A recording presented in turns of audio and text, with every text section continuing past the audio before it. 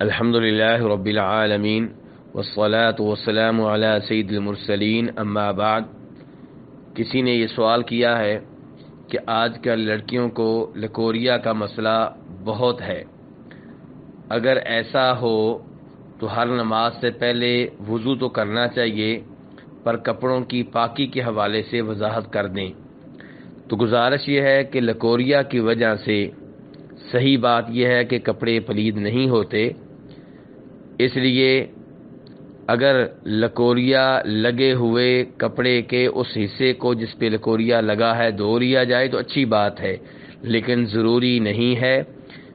ان کپڑوں میں لکوریا کے ہوتے ہوئے بھی نماز ہو جائے گی،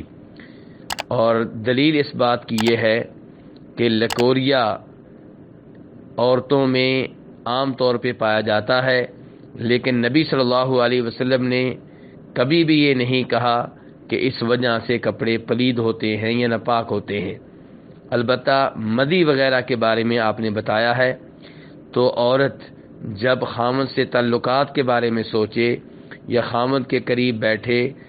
تو شہوت کی وجہ سے جو پانی نکلتا ہے، جو لیس دار ہوتا ہے جسے مدی کہتے ہیں، جب وہ پانی نکلے تو کپڑوں کے جس حصے پہ وہ پانی لگے اس حصے کو دھو لیا جائے اور وضو کرنا بھی ضروری ہوگا،